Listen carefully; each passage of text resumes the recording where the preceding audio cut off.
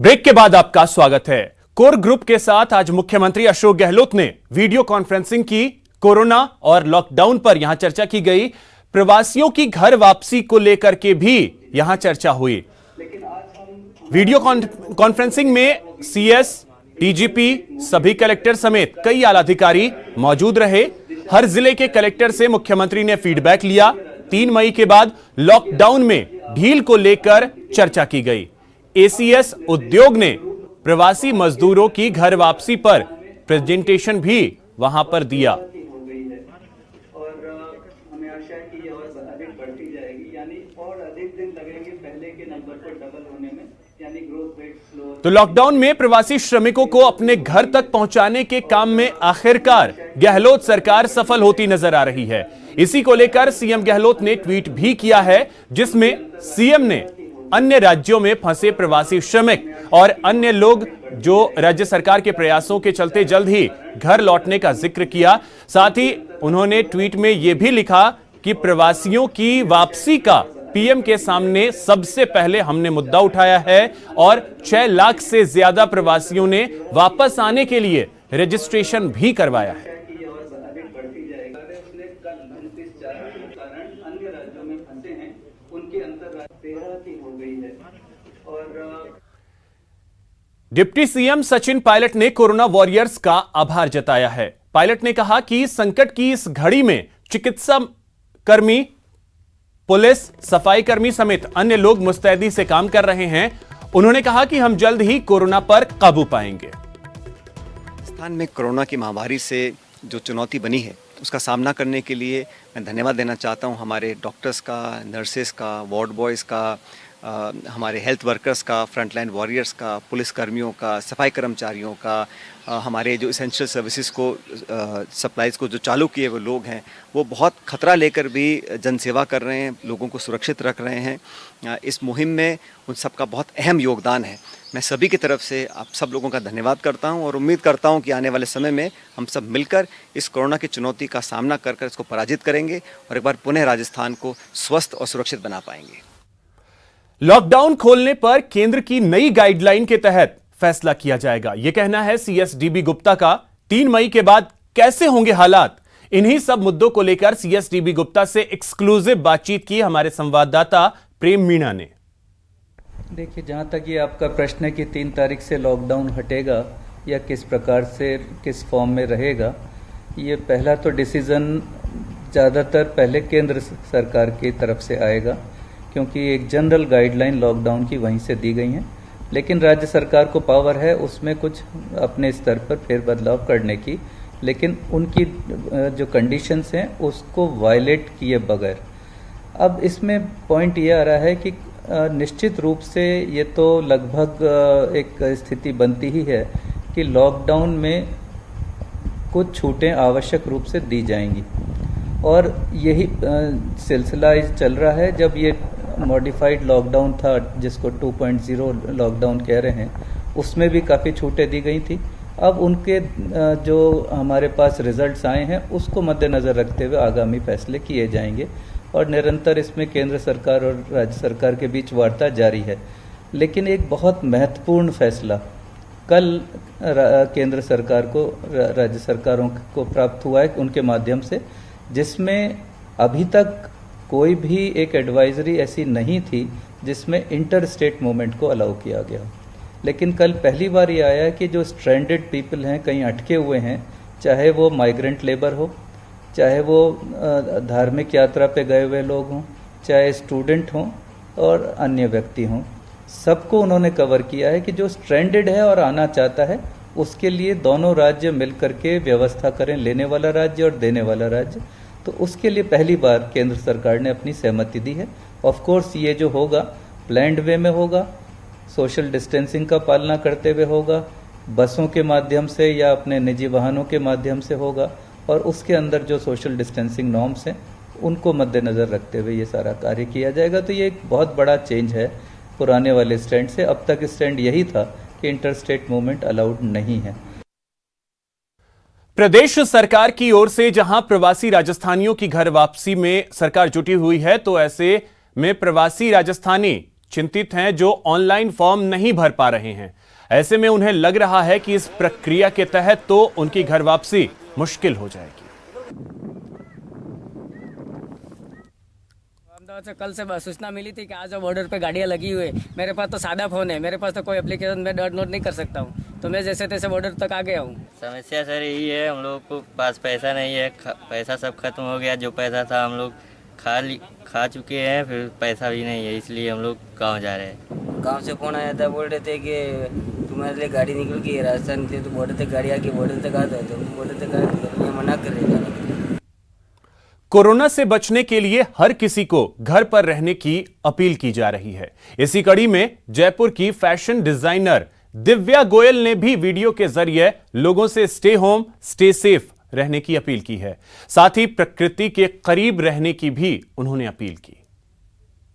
मैंने लॉकडाउन के वक्त एक आर्टिकल पढ़ा था कि अगर आपने इस लॉकडाउन से आप 10-20% बेटर होके नहीं निकले physically, mentally, emotionally and spiritually, तो इसका मतलब आपने अपने लिए कुछ भी नहीं करा। तो इसी को देखते हुए I start my day with meditation, yoga and little bit of exercise. अपने घर से ही काम कर रही हूँ, अपनी नेक्स्ट कलेक्शन को घर बैठकर ही डिज़ाइन कर रही हूँ। नेचर के साथ बहुत टाइम स्पेंड करती हूँ। नेचर आपको बहुत इंस्पायर करता है। अभी जैसे स्प्रिंग सीज़न है, इतने सुंदर फूल खिले हुए हैं चारों तरफ, इतने कलर्स हैं, इतने कॉम्बिनेशन हैं, इतनी शेडिंग है, शेप्स हैं, वो आपको बहुत इंस्पायर करते हैं। उसी को गाइडलाइन रखते हुए मैं अपना नेक्स्ट कलेक्शन तैयार कर रही हूँ। ज्योति विद्यापीठ महिला यूनिवर्सिटी ने कोरोना के इलाज में आयुर्वेदिक और होम्योपैथिक चिकित्सा पद्धति को एलोपैथिक पद्धति के साथ मिलाकर रिसर्च की है। इस रिसर्च में यह देखा गया है कि आयुर्वेदिक और होम्योपैथिक दवाइयों का अंग्रेजी चिकित्सा प्रणाली के साथ मिलाकर प्रयोग किया जाए तो कोरोना महामारी से लड़ा जा सकता है। इस रिसर्च को विश्वविद्यालय ने भारतीय चिकित्सा एवं अनुसंधान परिषद को भेजा है। विश्वविद्यालय ने क्वारंटीन सेंटर में इस प्रयोग को शुरू करने की अनुमति मांगी है और सरकारी अस्पतालों में भी शुरू करने का सुझाव दिया है।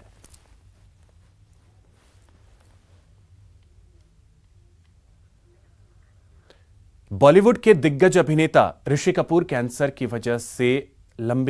से लंबी लड़ाई लड़ने के बाद जिंदगी की जंग हार गए।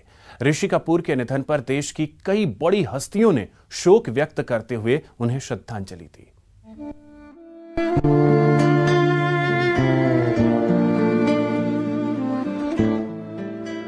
हिंदी सिनेमा के लीजेंड, कपूर खानदान का लाडला चिंटू और रोमांटिक किरदारों के सरताज ऋषि कपूर सदा के लिए अलविदा कह गए।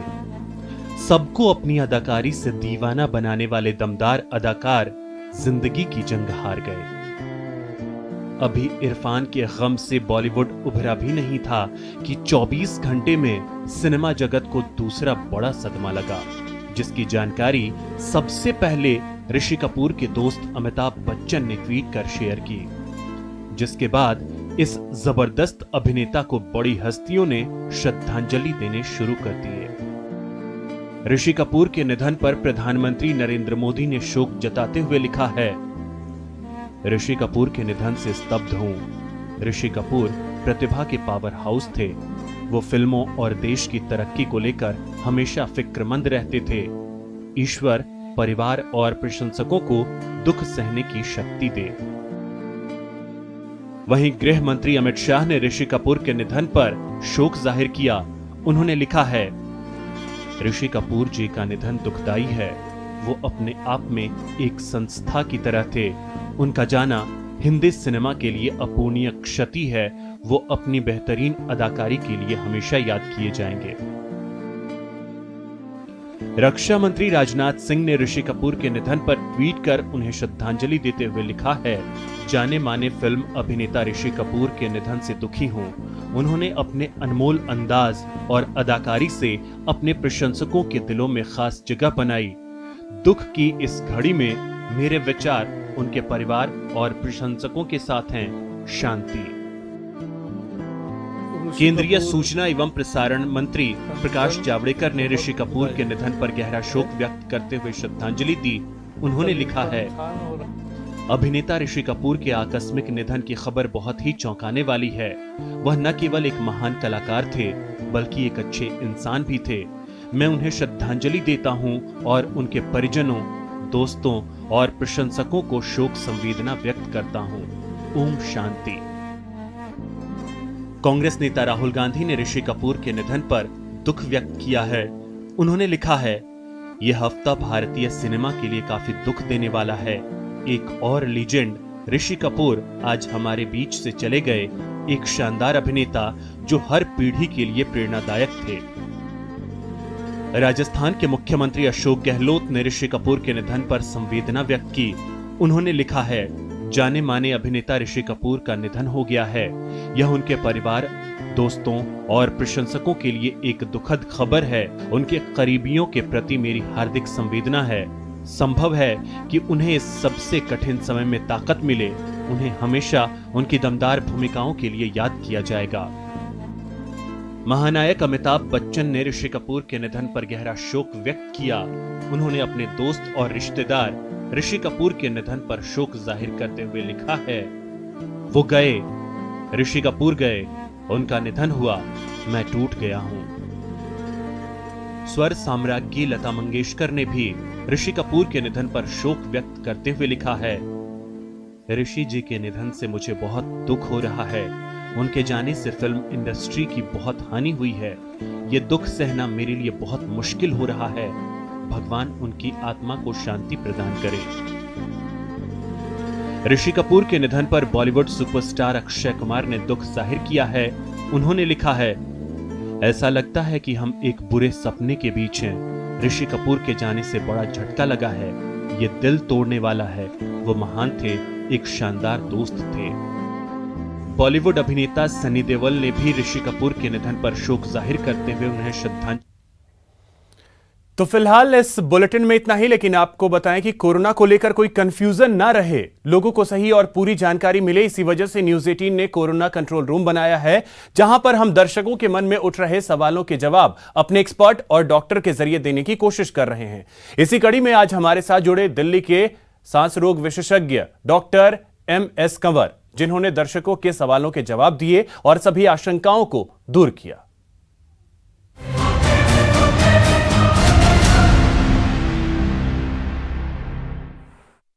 मैं नितिन बैरागी उज्जैन से। मेरा प्रश्न यह है कि फैक्ट्री में काम करने वाले मजदूरों को ड्यूटी के दौरान क्या क्या सावधानियां बरतनी चाहिए। मेरा नाम परशुराम शर्मा है और मैं हैदराबाद से बोल रहा हूँ। फैक्ट्री में काम करने वाले मजदूर साथ रह रहे हैं, खाना भी साथ ही खा रहे हैं, ऐसे में उन्हें क्या सावधानी बरतनी चाहिए। मेरा नाम अखौरी विपिन बिहारी शरण है। मैं रांची में रहता हूँ। मेरा प्रश्न है, फैक्ट्री में काम करने वाले मजदूरों को क्या एहतियात बरतने होंगे।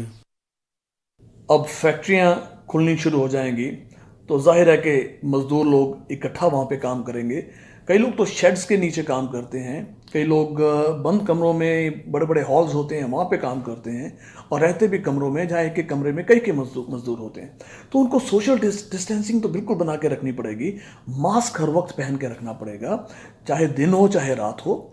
और फ्री टाइम पे भी जब उनका काम ऑफिस का ख़त्म हो गया, फैक्ट्री का काम ख़त्म हो गया, तो बैठे हैं तो डिस्टेंस बना के, और अगर किसी को सिम्टम है तो उसको फ़ौरन मैनेजमेंट को इन्फॉर्म करना चाहिए, अपनी टेस्टिंग करानी चाहिए, ताकि ऐसा ना हो कि एक मज़दूर से कईयों को बीमारी लग जाए। और खाने के बर्तन भी उनको शेयर नहीं करने चाहिए और अच्छे तरीके से उनको धोना चाहिए।